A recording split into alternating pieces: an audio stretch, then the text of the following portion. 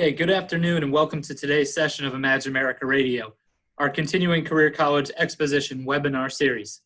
My name is Lee Doubleday and I'm with the Imagine America Foundation. I'm excited about today's career topic, which is automotive technology, sponsored by Universal Technical Institute, or UTI. UTI is this country's leading provider of high-quality, career-focused education at 12 locations nationwide. UTI is also a 20-year sponsor of the Imagine America Scholarship and Award programs, having provided admissions-based financial aid to more than 15,000 enrolling Imagine America students. Without taking valuable time from our presenter, let me refer any and all inquiries about the Imagine America Foundation to our website, which is www.imagine-america.org. Automotive technology careers are some of the most popular programs in career colleges. And since our beginning in 1999, Imagine America remains the leading sponsor of scholarship aid to enrolling high school students. However, our country faces a serious shortage in certified automotive technicians. We hear from employers in virtually all sections of the country desperately looking for qualified employees, so we need to do more. And our partner in today's presentation is Universal Technical Institute, and joining us today to discuss in detail the looming automotive technician shortage and how UTI is helping meet this need is Dr. Stephen Coyle. Dr. Coyle is a nationally recognized expert in this area with an extensive K-12 background. But before turning the program over to Dr. Coyle, let me outline today's agenda. Today's session of Imagine America Radio will be 30 minutes maximum, with questions and answers at the end. All participants can submit questions while the presentation is in session via the Q&A feature in this Zoom meeting. At the end of the presentation, or approximately 2:25, I will then present any questions offered by the participants, and we will address as many questions as possible and provide written responses and follow-up emails if we do not get to those questions. We have a hard close at 2:30, so without taking any more valuable time from today's presentation, let me turn today's session over to Dr. Stephen Coyle. Dr. Coyle, the floor is yours. Well, thank you all very much. Good afternoon to you, and thanks for spending a little bit of time with us. I'll get right into the presentation. We'd like to start off first with challenges facing the workforce. Then we'll follow that up with opportunities in the transportation industry. And then we will conclude with Universal Technical Institute's career pathways. I always like to start off with the changing workforce because it's made a dramatic change from the 20th century to the 21st century. In the 20th century, we were very much an agricultural manufacturing economy with some service involved there. But as you can see in the 21st century, we have definitely changed to a service-oriented economy. If you own a house, you own a car, you own a washing machine, doesn't matter. You know as well as I do how difficult it is to get someone to work for you, let alone someone who's qualified.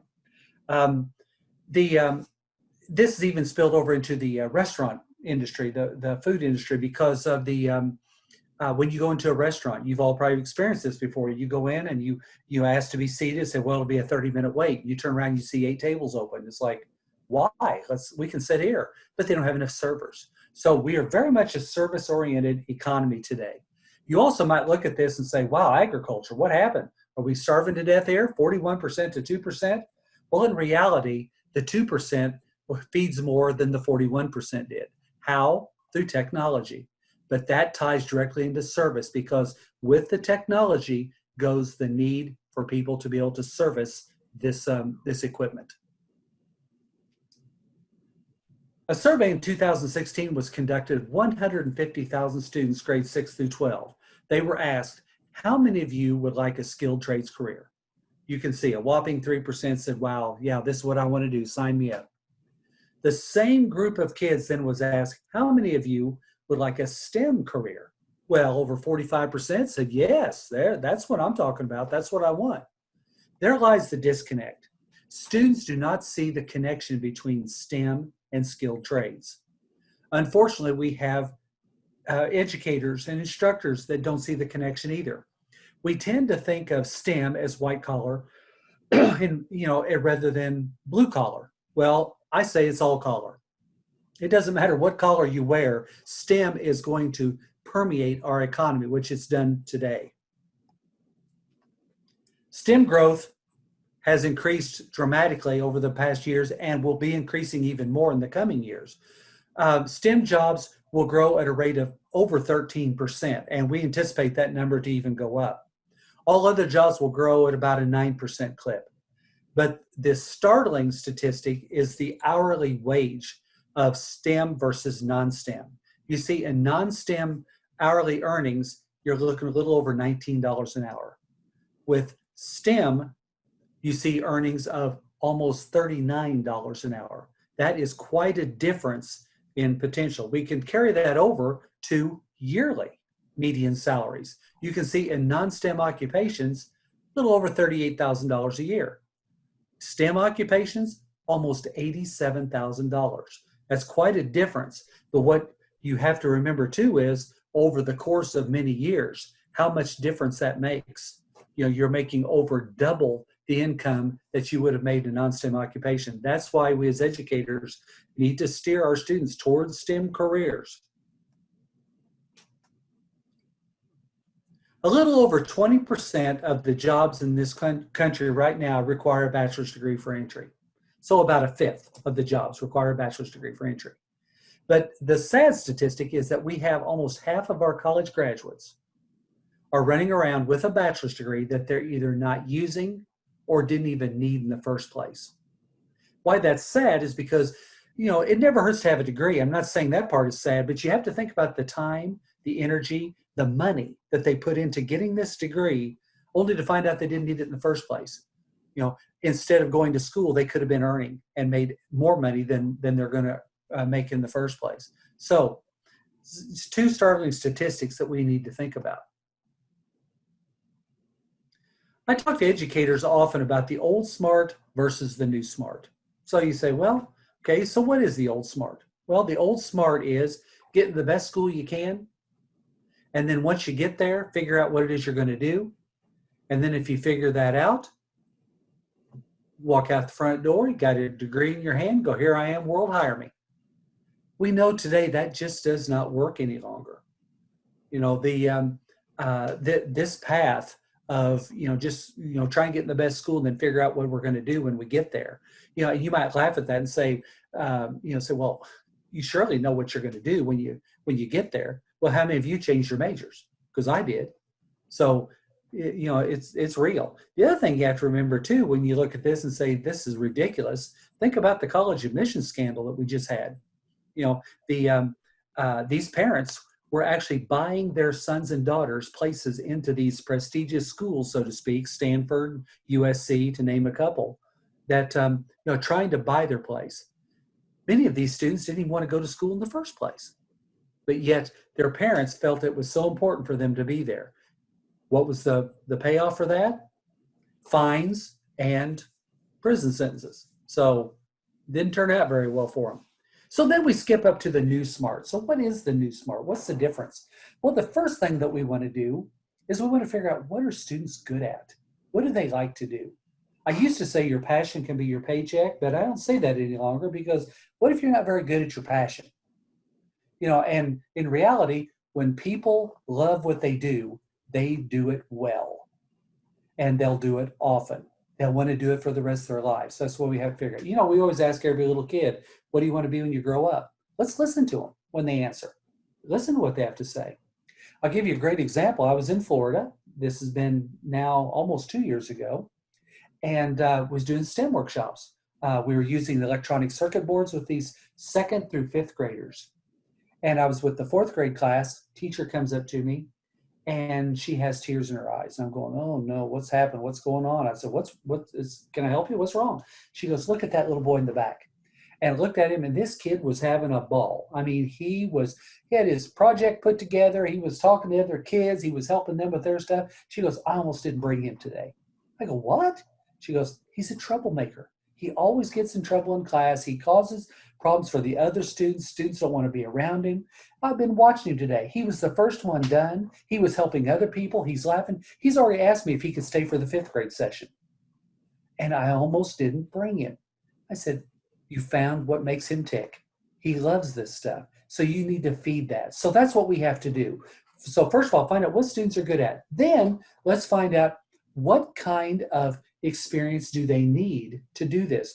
Do they need a bachelor's degree? Do they need an associate's degree? Do they need Competency-based credentials like a certificate or a diploma. Do they need an internship? Do they just need to go to work after high school? We have to help them figure that out. And then let's figure out what school they need to be at. So, we can't automatically assume, yeah, they should go off to the local community college or the local college, or wherever it is. We have to figure out what it is that's going to be best for them. That's the new smart today. And I know with parents, this is a tough sell for them because they're still kind of the mindset of the old smart. But we as educators have to do a better job of selling this to them. The rule of 1, 2, 7, I talk about this often with educators. If you add 1, 2, and 7 together, you get 10. So for every 10 careers that are out there available today, right now, only 1 requires an advanced degree, meaning a master's degree or higher. 2 of the 10 require a bachelor's degree. 7 of the 10 careers available today, right now, today, only require competency-based credentials, meaning a certificate or diploma or an associate's degree. 7 out of 10. Yet we are pushing students into college at almost a 70% clip. So you see, we're doing exactly the opposite of what the economy is dictating to us that we should be doing. We should be focusing on the 7 and what they need. So the rule of 1, 2, 7 applies. You need to stress this with your students, but this is also something great to stress with parents too. Skilled trades and STEM go hand in hand, no doubt about it. I work with educators. I educate educators about this like I'm doing today. You as educators, it's up to you to educate parents and students that they have to understand that skilled trades and STEM go hand in hand. We tend to think, once again, that it's white collar, but it's not. The people that, the carpenters that built your houses, you better hope they had STEM skills, so that house is going to stay standing 20 years and 30 years and 40 years from now. So the other thing we have to do is we have to dispel this university for all myth. Not all of your students want to go to college or university. And the other thing we have to do is dispel the word college. I didn't say dispel college. Please don't misquote me here. College is important for some of your students. But when you say college, they automatically think Florida or Florida State, Florida A&M, something like that. They are not going to think about cosmetology school, UTI, welding school. They're not going to think of those. They're going to think of college. So change the word college to post-secondary. That way it takes in everything. And then finally, what are employers looking for? Competency-based credentials. What do you bring to the table? That's what employers are looking for when they make hiring decisions. What can you do for them? So we need to keep that in mind. The second part of our agenda is opportunities in the transportation industry. I don't care if it's a car, if it's a truck, if it's an ATV, a motorcycle, a boat, I don't care. They're all rolling or floating computers. That's what they are today. We think about the technology that all these modes of transportation have, and it's really mind-boggling to think about because the amount of technology has increased dramatically in just the last few years. Take, for instance, the backup camera. Right? We kind of take that for granted now as having it. But have you ever heard horror stories of somebody backing over a child, sometimes their own child? Can you even imagine what that would feel like? But with the backup camera, we can easily see what is going on behind us. And not just directly, but down and up both. We can see around. So that's life-saving. Another one is the blind spot indicator. We've all been guilty of this one. We start to pull over in the lane and get honked at. It's like, where did they come from? Doesn't even see them because they're in the blind spot. Well, with the blind spot indicator, you don't have to worry about that any longer because your car, the sensors on your car detect that they're there so that you won't pull over. And I can go on and on. The rain sensing windshield wipers, the voice activated navigation. We can go on and on about all the technology here. But the beauty of it is these are life-saving technologies, and we have to have people to work on them. I read an article not too long ago about farmers struggling with buying new equipment, not because of the cost, but because they don't know how to work on it. And they're worried that they can't find people to work on it. If a farmer has a tractor down, that's a lost revenue. They can't afford that. They have to have it fixed. So what are they doing? They're buying the older equipment. Well, that's That's horrifying for that to happen because they're not taking advantage of the technology that's out there now by buying the older equipment. So that's why we need the technicians to be able to service this type of equipment. There are over 1.3 billion vehicles on the road today worldwide. Over 273 million of those right here in the United States. That's why by 2028, it's predicted there will be 1.1 million technician jobs available. 1.1 million. And then finally, the third part of our agenda is Universal Technical Institute's career pathways.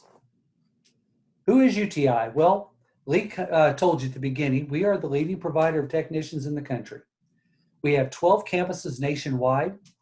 We place over 4 out of 5 of our graduates into their chosen field. And notice the word I chose there was chosen, because we want to place them in their field, not at McDonald's.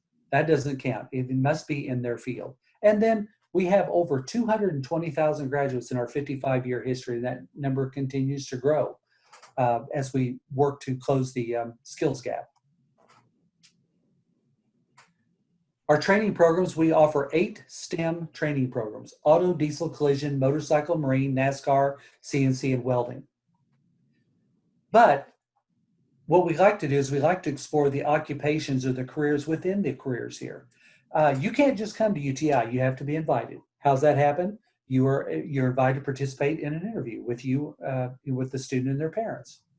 That way we can explore what do they love to do? What are they good at? That gives us that opportunity to find those things out. But it also gives us an opportunity to show students that there are other careers available within these 8 careers.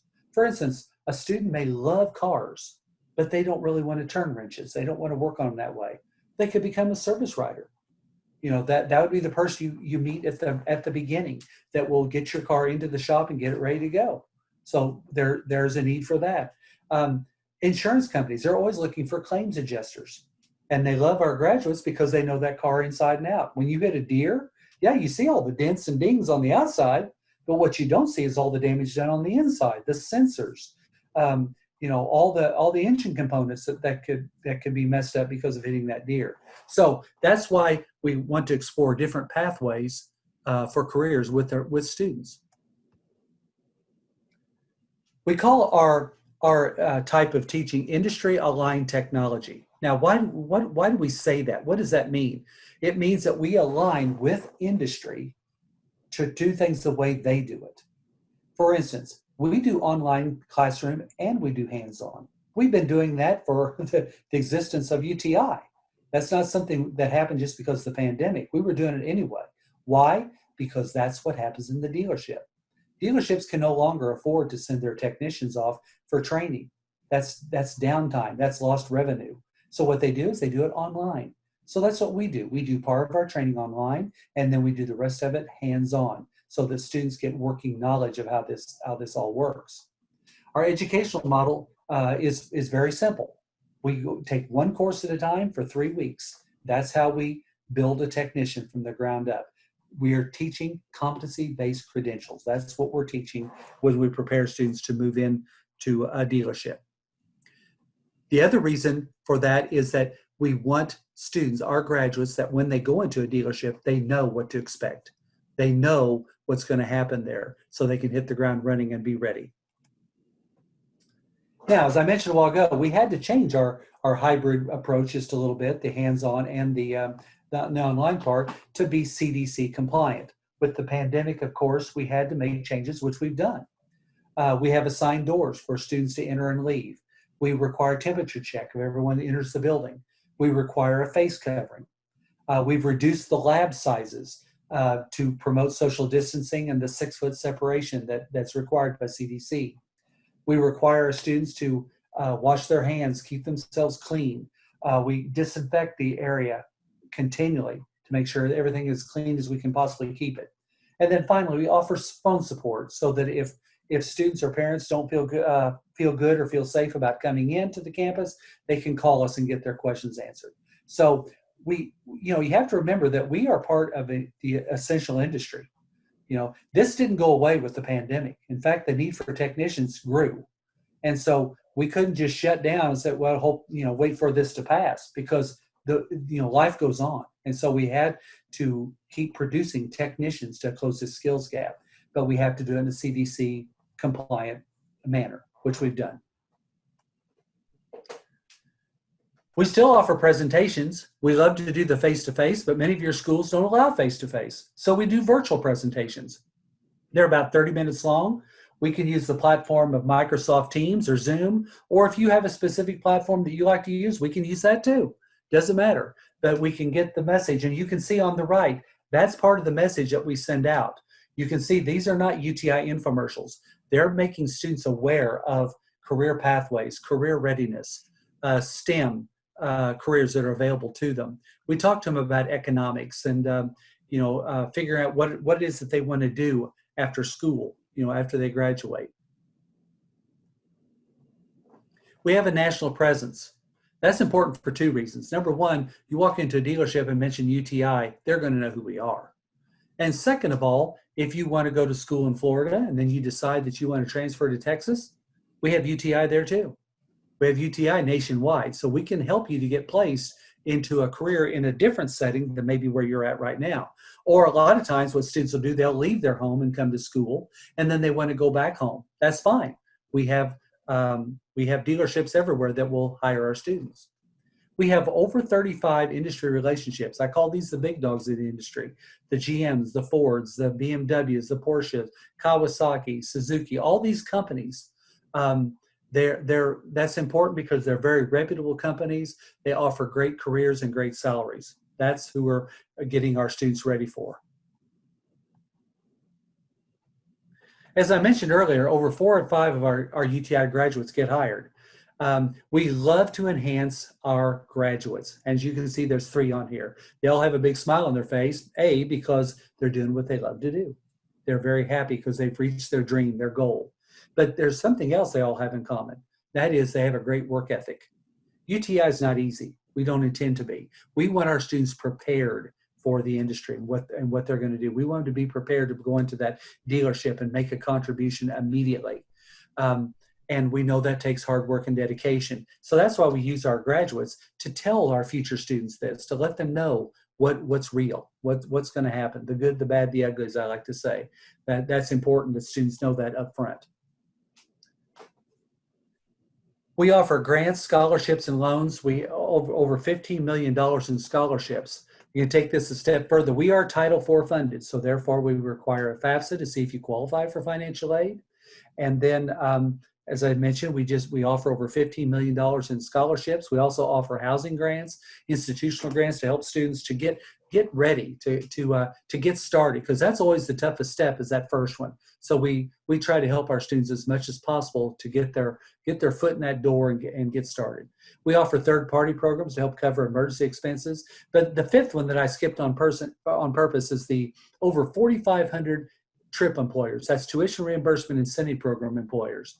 We have employers across the country, including in Florida, that offer packages anywhere from $10,000 up to $38,000 upon graduation. Now, they just don't give that away. You have to earn it. You have to show, good attendance, good grades, good professionalism. But if you do, then these employers want you and they're willing to pay to get you.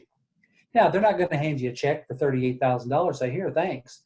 No, you're going to have to earn it over time. So they'll give you in increments of $200, $300, $400 a month, or a pay period, or however they have it set up. And you can take that money and apply it to your student loans, or apply it to your relocation, or apply it to tools. Whatever you want to use the money for, it's there for you to use. Some of these even have sign-on bonuses too. But regardless, we're finding this works very well with students. Getting students to fill out scholarships is a challenge, as you all well know. But TRIP employers gives them a goal to shoot for, and many of them embrace that. I'm a retired educator. I know what you guys do on a daily basis. It's a tough job, and we appreciate everything you do. We know that what you're trying to get across to students. We just want to give you the ammunition for that, the 1-2-7 equation, the career readiness, career pathways, STEM careers that are out there. And how we help, we can host your students at open houses. We can visit your school either in person or virtually and share the information I've shared with you today, plus much more. You can follow us on social media, Facebook, Twitter, Snapchat, Instagram, YouTube. Also our UTI website, uti.edu. And of course our TV commercials, which you've seen as well. I wanted to just share something with you real quick before I cover my contact information.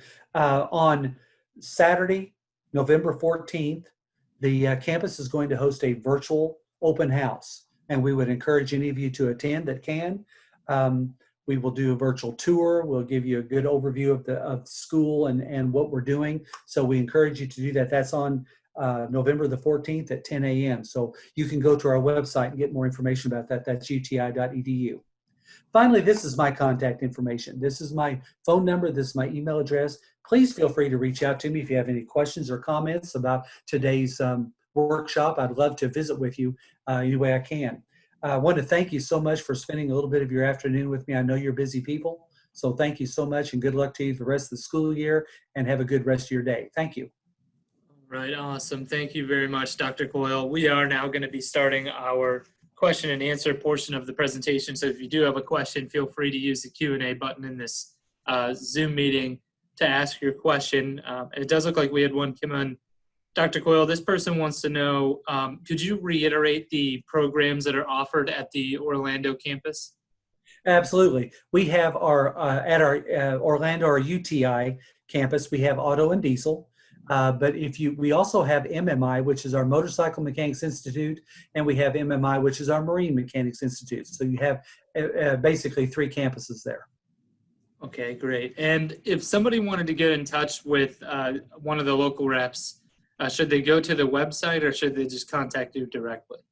You can do it either way. You can go to the website, uti.edu. Paul Hathaway is the regional missions director there. You can ask for him, or you can make an inquiry into what you're looking for. If you'd like to host a workshop or something like that, we can help you.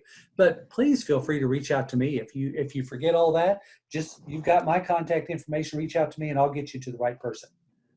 Okay, great. And then we get this question a lot, Dr. Coyle. This person wants to know about cost comparisons with community colleges or junior colleges. Maybe the different lengths of the program. Can you kind of go over the difference between Universal Technical Institute, maybe a community college program? Yeah, exactly. I get this question all the time. Parents especially, they want to know, which direction to go, and they tend to look at close and cheap. And what we have to look at is ROI. What's the return on investment? What are you going to get out of this and the overall package? So, you have to remember time-wise first. UTI, you're going to be here approximately a year, anywhere from 10 to 17 months. At a community college, you're going to be there at least 2 years and possibly 3 years to get finished. And then if you decide to go on and get a bachelor's degree, then that's going to put you at probably 4 to 6 years total.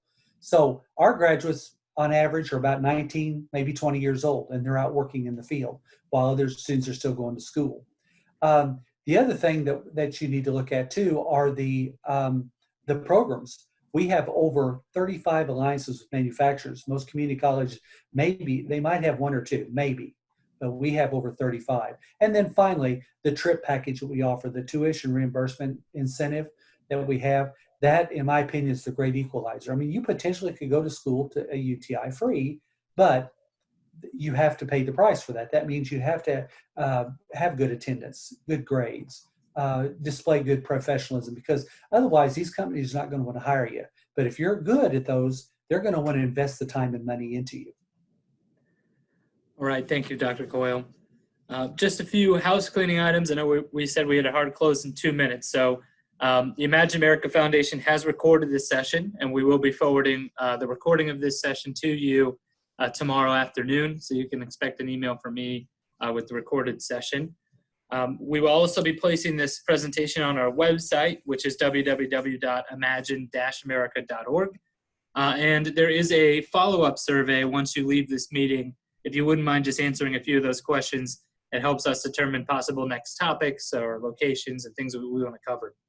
Before closing, I just want to thank all of our participants for taking time out of their busy schedules to join us today. And I would also like to thank Dr. Coyle for sharing with us today's presentation and encourage each and every one of you to contact him directly with any future questions. On behalf of the Imagine America Foundation, Dr. Coyle and myself, thank you and goodbye.